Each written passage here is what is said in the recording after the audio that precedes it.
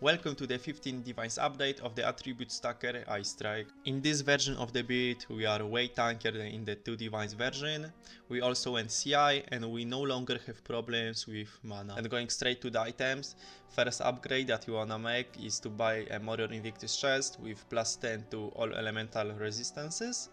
And ideally with 10% increased global defenses. Also, to do not struggle later with spirit, you want to get your chest with at least 218% increased armor, evasion and energy shield, and you want to make sure that it has 20% quality.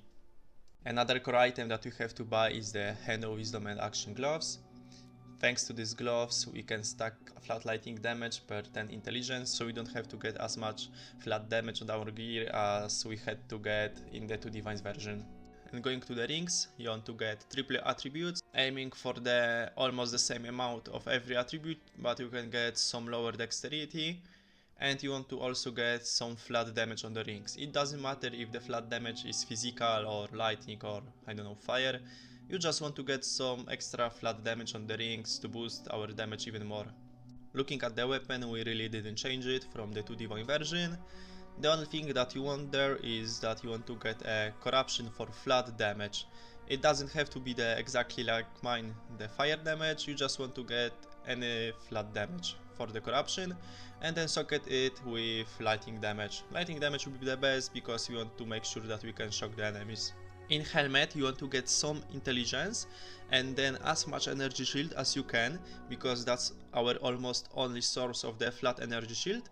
And we are also using the subterfuge mask, which makes that we get 2 evasion rating per 1 energy shield on the helmet. At the amulet you aim to get some flat energy shield, some percentage energy shield and some attributes. Also for the anoint we are going with deep trance to reduce our cost of skills and increase our attack speed a little bit. On the belt you want to get some strength, missing resistances and some maximum mana would be also nice. Looking at the boots, you want to get some intelligence, dexterity, that would be ideally, but I know it might be hard to find, so with just intelligence boots are alright. You also want to get some resistances and the movement speed. And if you can aim for the high energy shield 80 or above. Jewels, I went with increased maximum energy shield on everyone. And if I can get, I was taking ones with the increased critical hit chance. Or you can also take one with increased critical damage bonus. But it's very important to take increased maximum energy shield on every jewel. If you've got more budget to spend on this build, you can just go with increased maximum energy shield, increased critical hit chance and increased critical bonus damage. And looking at the passive skill tree, main thing that we are taking there is the CI that makes us immune to chaos damage, but our life is only 1. And to not die we are stacking energy shield. That's why we need a huge energy shield helmet and some on the boots and some on the amulet. And then we are scaling it with jewels. On every jewel I was aiming to get over 15% increased maximum energy shield, and we've got 6 of them. And also you are taking some nodes for evasion and energy shield there. And we are taking this node, and that node gives us 800 flat evasion rating, and that's nice for our survivability while mapping. Second important keystone is the Eternal Youth keystone, and it allows us to recover our energy shield using life flask. If you wouldn't take it, then you just can't recover your energy shield, you just have to wait for the recharge to kick in.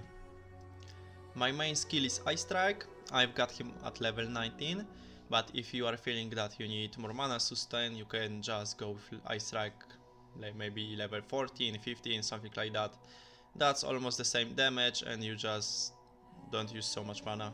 And the supports are the Martial Tempo for more attack speed, the Concentrated Effect just for more damage, the 50% less area of effect really doesn't affect us since our clear is just from the Heralds, the Primal Arraignment for more damage, and the Ice Bite.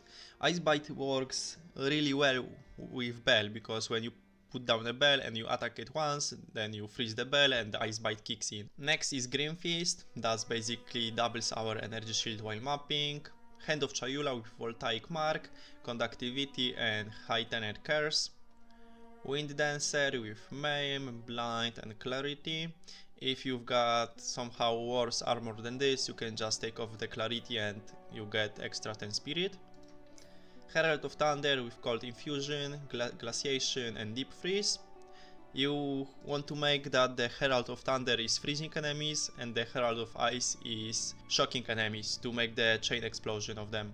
And Herald of Ice is supported with Lightning Infusion, Reduction and the Long Shot. And then Shattering Palm just to dash to the enemies. Bell is linked to Overabundance, Close Combat, Rage and Elemental Focus. Cast on Shock with Eye of Winter, Chain and Inspiration. And there's something big. If you've got problems with your mana, all you have to do is just use the Elemental Focus support on your bear. And what does this support do? It makes that the bell cannot inflict elemental ailments. And why is it good? Because of the cast on Shock. So if you are attacking a boss, then you have two sources of shocks, one from your Eye Strike and another one from the bell.